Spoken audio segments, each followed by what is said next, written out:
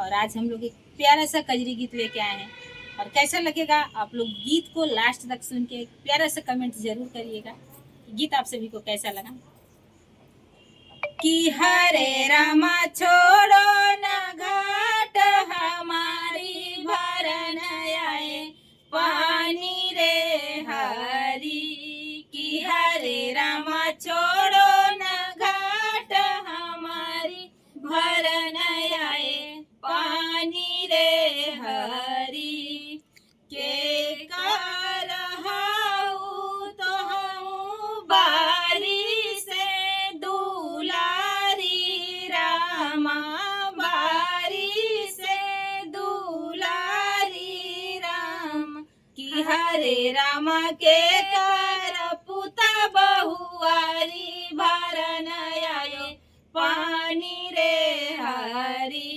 कि हरे रामा के कर पुता बहुआरी भरन आए पानी रे हरी। कि हरे रामा छोड़ो न घाट हमारी भरन आए पानी रे हरी। कि हरे रामा छोड़ो न घाट हमारी भरन आए पानी रे हरी। राजा जनक जी के बारी से दुलारी रामा बारी से दुलारी राम। कि हरे रामा राजा दशरथ बहुआरी भरन आए पानी रे हरी। कि हरे रामा राजा दशरथ बहुआरी भरन आए पानी रे हरी।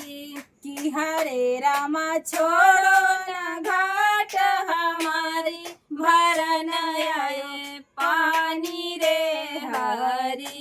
कि हरे रामा छोड़ो न घाट हमारी भरन आए पानी रे हरी। कैसे के हाई तोहरी सासू से नदिया रामा सासू से नदिया रामा।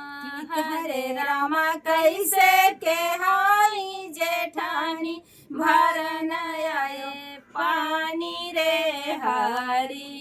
कि हरे रामा कैसे के हाई जेठानी भरन आए पानी रे हरी।